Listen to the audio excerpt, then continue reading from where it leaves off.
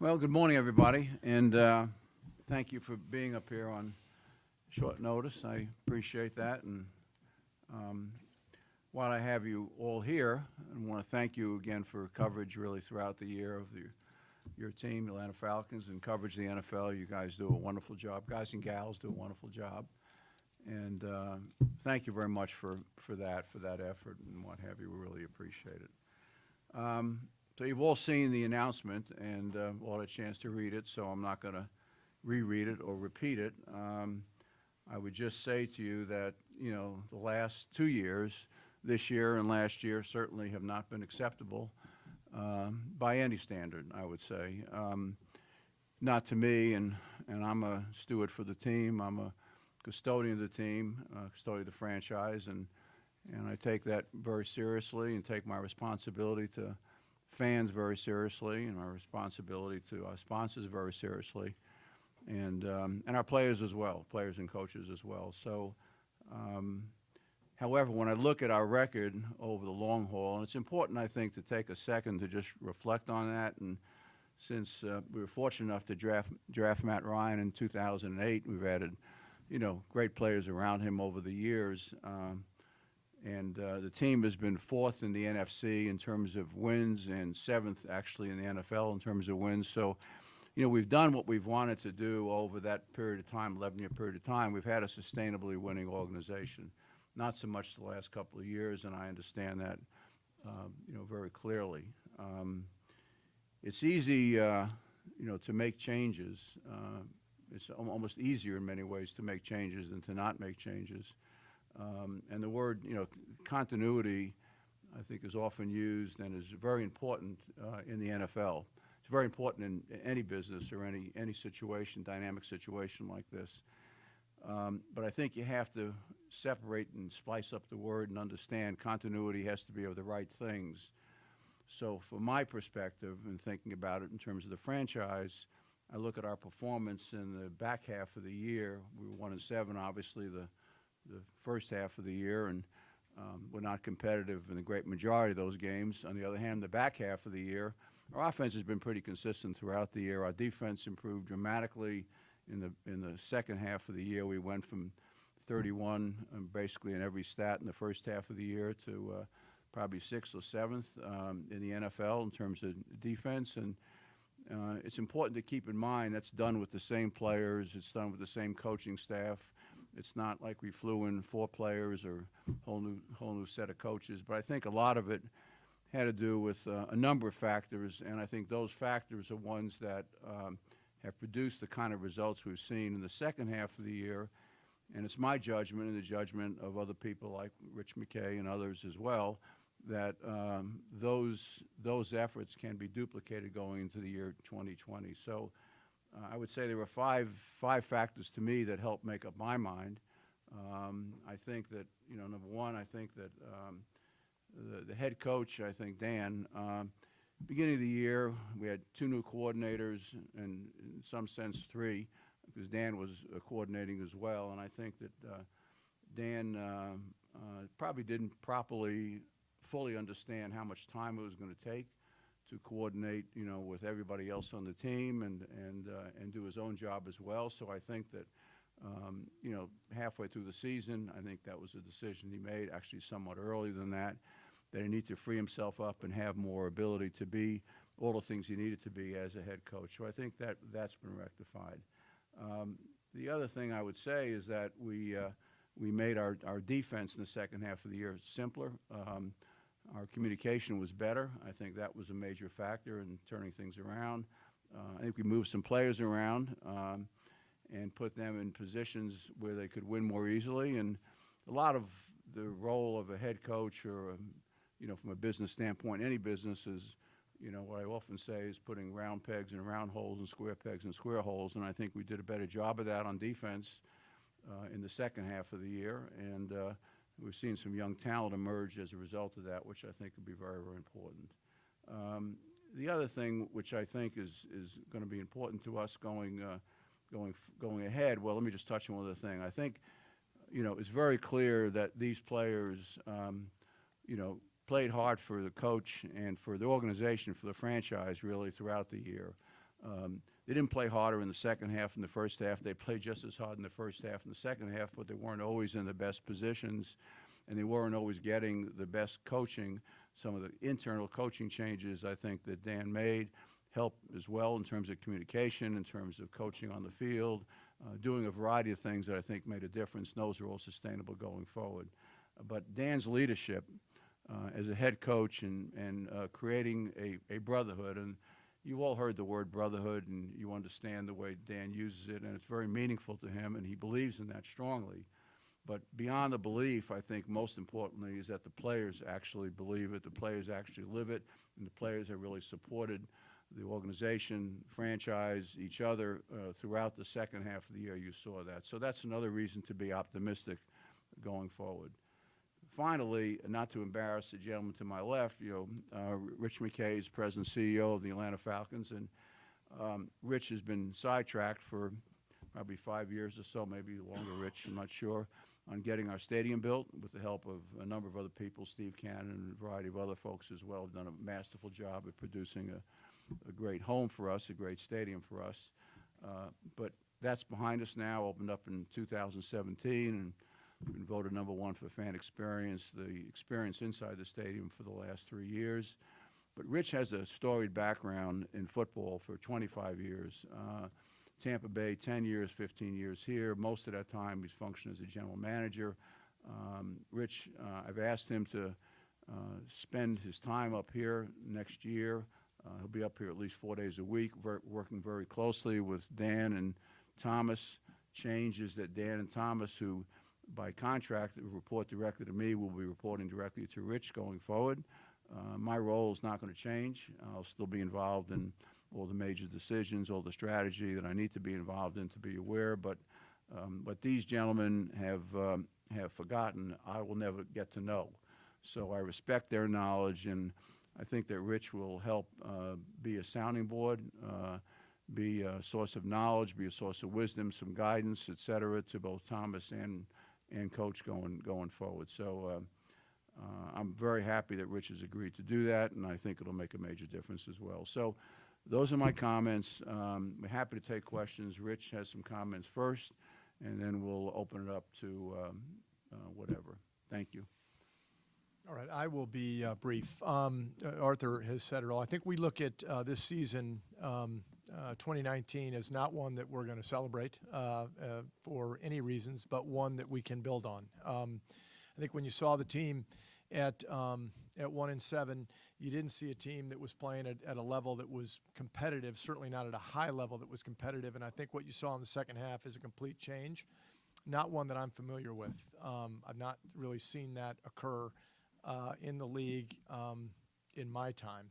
And I give a lot of credit to Dan and to his coaches and to the players who continue to play at a level that spoke to what they felt about the coaches and the coaching staff, because that typically doesn't happen. That effort level typically begins to wane as you're eliminated from the playoffs, which we were early, but that did not happen. And so I think when we looked at it, we did a lot of research, have a lot of research on staffs, on what's going on in the league, on the history of continuity, when has it worked, when has it not worked. Tried to put all of that into context and looked at it from what gives us the best opportunity to win in 2020 and beyond. And I think that ultimately is what Arthur's challenge was.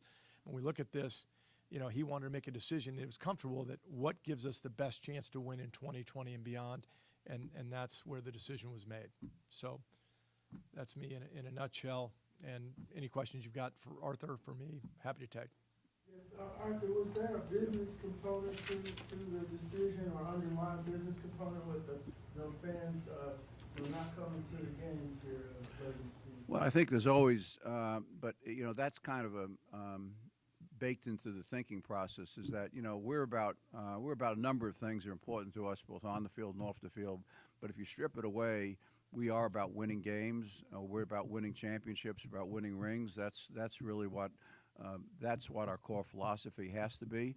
And it's my belief that this group, this leadership group, this coaching group, and this group in personnel can get us there more quickly than any other approach that we could have taken. So from a fan perspective, I think, it is about winning games. I get it. I understand it fully. And we don't. I understand that fully as well. I think this gives us the best opportunity going into 2020 to be able to achieve that and to see the kind of success that's important for our fans. Continuity-wise, with one of the models around the league be the Steelers. Well, the Steelers always are going to. They're the extreme continuity standard because of they've had 3 coaches in I don't know how many years. But I think you look at others. We looked at a lot of others too, where there's been down years. New Orleans had a number of down years, and then all of a sudden. And the Saints have had three years where they were 7-9 with Coach Payton. So. I'm not suggesting that we want to have 3 years of 7-9. We don't, but the point is that, the organizations that get beyond the surface noise and kind of changing coaches to kind of create some buzz in the marketplace and makes the quote respectfully the media happy and there's more stuff to write about and fans can conjecture, et cetera, but. That doesn't by itself create a winning organization in any area of life, of business or in terms of the NFL as well. And I think that we did this study a number of years ago very extensively and renewed it again more recently, is that the organizations that maintain a continual relationship between a head coach and a general manager over time and have reason to believe, based on facts, believe that they're going to be a winning team are the ones that consistently over time produce that. There's a lot of reasons for that. It makes it easier for the players. Schemes don't constantly change. Draft choices don't become somebody else's stepchild or whatever it may be. And sadly, I've seen that happen more than once. So we clearly have the players. We clearly have the roster. It doesn't mean it can't be better. It will be better in free agency this year. It'll be better in draft this year. But it's very clear with a 5-2 record, not just 5-2, but winning 3 of those games away. In very competitive environments in San Francisco. And when you beat the Saints playing at home, it's always it's definitely going to stress us, and it has. And then also playing Carolina away. In Carolina, when we beat them away, they were a very competitive team.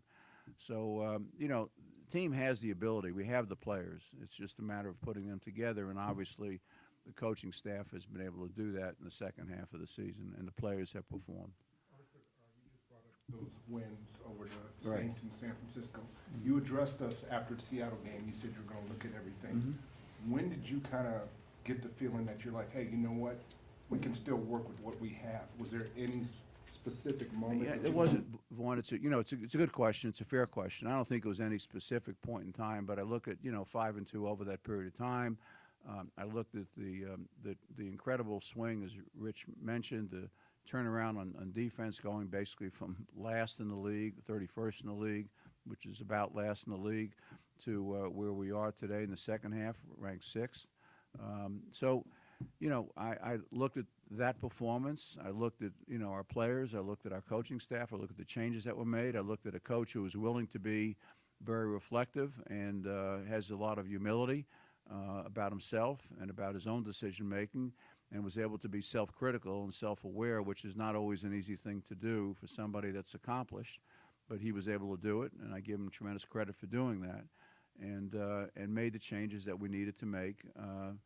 The finessing in coaches, his own workload, putting players in a little different positions, simplifying our defense, a variety of things that he implemented have given me the confidence that that's the best formula for us going forward. And you just said that 7-9, of course, is not acceptable from Right. last season, and Right. 6-9 this season, whatever. Right. When you sat down with Coach Quinn and explained things moving forward, did you say simply, hey, you know what, next year we got to win. We got to be at the playoffs. Yeah, and he understands that as well. I think that, and it's a good, you guys are going to meet with the coach a little later this afternoon.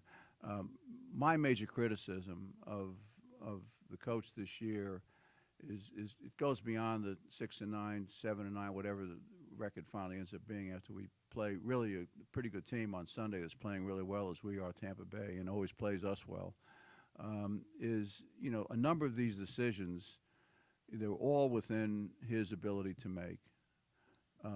He made them too late in many cases. And some of them he tried to tweak earlier, but if you were asking me, pressing me hard, well, what's the major criticism I would have of the coach? I would say, and Dan would say, and I think he'll share that with you today as well. If you ask him, I think he'll say, well, I probably should have made some of these changes sooner. The second half record speaks to that and speaks for that. So I think Dan is the kind of person that he reads a lot, he studies a lot, he's very self-aware. I don't think he's the kind of coach that will make the same mistake again in that regard. I think with Rich involved on a day-to-day basis, working with him, working with Thomas, that'll help as well. You bring 25 years of sage experience to the organization, back on the football side of business, which is obviously Rich's strength and his history as well. So I think that Dan has corrected the things that need to be corrected, has fixed the things that need to be fixed. There's always going to be something, if you will. But I think we're in a really good place with him now. I'm sorry. Heading into that New Orleans game, Yeah.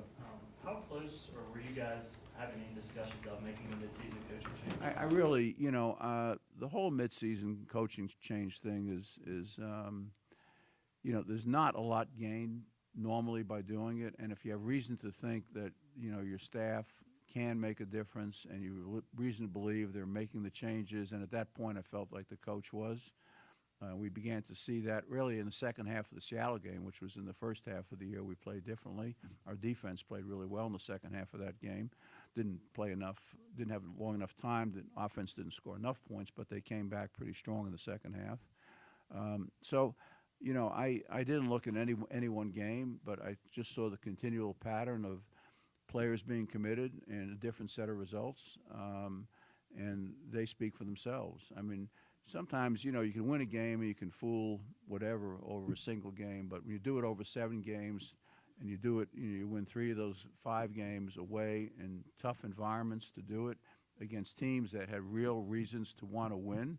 Unlike this coming week, you're going to end up with some confusion because some teams will play their guys, some won't, et cetera. That wasn't our situation. Saints really wanted to win that game. To 49ers, that made a huge difference in their seeding. They may get back to where they wanted to be, but they may not either. And Carolina, as I said, when we played them away, they were a very competitive team and still in the playoff hunt in terms of a spot. When you put in place the partnership between Dan and Thomas, Dan was given the final decisions on 53-man roster. Has that changed? No, it hadn't. That'll be the same down. But sometimes, often I think in the NFL, that's made really. Certainly in this context, in this environment, I'll speak to that. It's really too big a deal because the way Dan and Thomas work and Rich in the future is that this triad will work together. They're not making. The decisions aren't imposed, if you will, from Thomas on the coach or coach on Thomas. It doesn't mean they agree on everything. They don't. And in a healthy organization, people don't agree on everything, and you have to find a healthy way to debate it and a healthy way to find the truths and healthy way to figure out a journey that makes sense for the organization. But, they come, whether it be draft picks or free agency or who's on the roster, who's going to be 46 this week, they do that together. And so it's, you don't want to end up in a situation where, whether it be a coach or a general manager, is imposing, if you will, his will on the organization. That's kind of an unhealthy environment. That speaks to other problems that are going to exist that'll make things worse going forward. Do you think you're taking a Sorry. do you think you're taking a risk basically by making this decision based on the second half of the season when the games really didn't mean anything? Well, I think there's nothing. I would say this, Jeff. I wish I could look into a crystal ball and tell you that a year from now that it's going to be a perfect decision. My belief is, and Rich's belief is, that given everything, all the evidence we have in front of us, and the individuals we have in front of us, and the players we have in front of us, and how they've performed not over 1 or 2 games, but over 7 games, and hopefully again on Sunday, that our best opportunity to win going forward is to keep Coach Quinn in place and keep Thomas in place, et cetera, et cetera. Not because there's nothing to do with loyalty, there's nothing to do with friendship, nothing to do with personal relationships. These are 2 fine gentlemen. They have great families. They're great individuals personally. But this is not about that. This is about what's the best opportunity to win within the context of our culture. And certainly both of these guys fit our cultural definition. But when you see that kind of performance over a sustained period of time, a couple of months, it's not by accident. It's not by a break. It's not by a, respectfully to Rich, we got a break with officiating. None of that happens. It's based on performance. So I think we'll see as time plays out. I have great confidence in the group. If I didn't, we would have made a different decision. Also, following up with Rich, or Rich, you can address this too. I mean, it wasn't that long ago, 2008, when he was moved out of football operations to run the stadium, this and that. Now he's suddenly back in and effectively over football operations. Can you just sort of, maybe both of you address the strangeness of that and how that sort of evolved? The strangeness of it, is that what your word was? Yeah, well, it never seemed strange to me. I mean, Rich, you have to remember, Rich, for the National Football League, as chair of the competition committee, he's been on it for 25 years. I think you've chaired it for, 22 years or something of that nature. So, Rich has been at the commissioner's right hand on football and football operations and competitiveness and how it affects a variety of things. So he's extraordinarily connected to the sport and to the NFL and what's going on, and has been, he hasn't been totally disconnected from our franchise football-wise, but obviously getting the stadium done was a huge task for a lot of people and required a lot of his time. But, his knowledge of the NFL, his knowledge of the kind of decision-making that has to be made between personnel and coaching and how they respect and handle and work with each other, I think is as current today as it has been for the last 25 years. I mean, 25 years of experience, take out, let's say, 5 with the stadium, is pretty rich, is pretty strong. And not just that, but his demonstrated success during that period of time in football operations and general managership, both Tampa Bay and here, I think has been excellent. So I'm excited that he's available again, and I think he's excited. He can speak to that himself and should, about having him work with both Coach Quinn and Thomas. You want to? Sure. So I think it's a matter of focus, not a matter of change, right, Jeff? I mean, I think I've been, with Dan and with Thomas and worked with them for as many years as they've been here as I was with Mike Smith. Now, my time allocation was way different. Probably at the height of the stadium, which was, 12, 13 through, 17, it was 80-20 as far as stadium versus football and versus Flowery Branch. It's kind of switched back a little bit in the last year, and I have, not lost contact with those guys. It'll be different because I'll certainly spend all my time up here. But my job will not be to make any decisions. My job is just to help them, support them, and make sure that we do have a structure in which every decision we make has a good rhythm to it and a good purpose, including the salary cap, including, player personnel, and including coaching. They still make the decisions. But I'm charged with the job of making sure that our processes work and make sure that we're giving them the support they need. Happy to do it. Feel like with what we did this year, one of the things I would say about change is, one thing we did do this year at the start of it is we took on a lot of change, and the idea was we could take that change on because we had continuity at the head coach. That was a lot of change, and you felt the effects of it, having a new defense, basically with Dan coming in and the changes we made, having a new special teams and having a new offense. I think the continuity will definitely serve its purpose for us. When you guys look at last year and this year, the 5-game losing skid and 3 to end last year, how would you guys answer what gives you guys the confidence that if there were to be a skid next year that it would be corrected in a way that won't take the whole season away? Well, it's a really good question, and that's what, that's the essence of what I've pressed the coach on, Kelsey, and I would respectfully suggest you ask him that question too this afternoon. His answer is more important than my answer. I think that he's a good student. I think he's a good learner. I think he has, some people, either have humility or don't. Some people learn it over time, but you know, Dan's the kind of guy that is a learner. He loves to study. He loves to learn. He loves to listen. He's very reflective. He has, I think he's wired with humility. And so I think that he has, I think, examined, you know, what is his role as head coach, what's the best position for a variety of other coaches, how do I make sure I'm putting players in the best possible way that they can win their matchups and win in the scheme.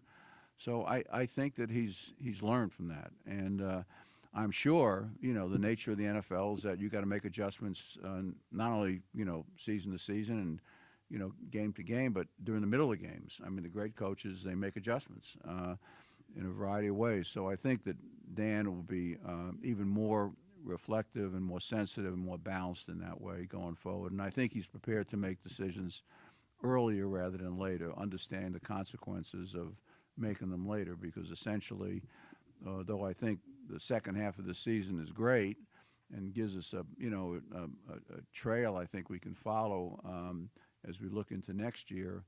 But, you know, after you're 1-7, you know, it's a little bit late. You know, the music has kind of stopped playing in many ways.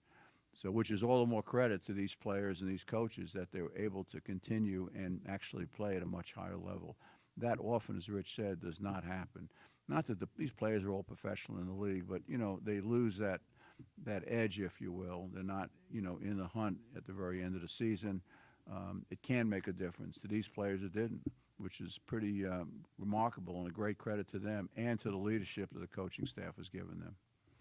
Given that, what do you, as an owner, do you have to put any parameters in place with them to maybe even apply extra pressure so that a 1-4 in 2017 and 1-7 in 2018 doesn't happen? I don't think it's a number pressure. I think it's I mean, it's clearly the league and coaches and general managers are paid for performance. I mean, this is a performance-based business.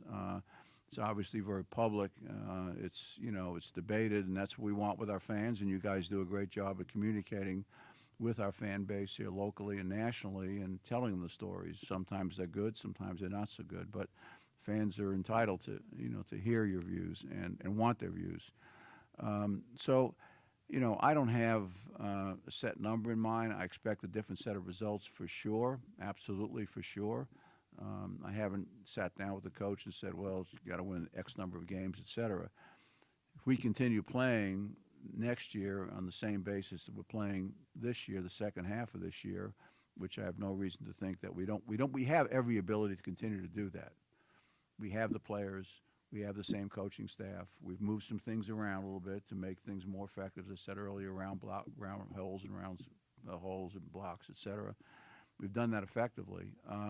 All of that is sustainable going forward, and an opportunity to get better this year, as every other team does with free agency and the draft. And we have an excellent personnel department. We've got a tremendous number of good scouts. Rich, who's been connected to that side of the business, seems like forever. It probably seems to him like forever as well. You know, feels strongly about that. Yet, you know, he's going to take the time to look at every piece of football operations, both on the personnel side as well as, you know, helping Dan kind of critique where we are on the coaching side and make sure that we have everybody in the right spots and the right people and the right processes in place.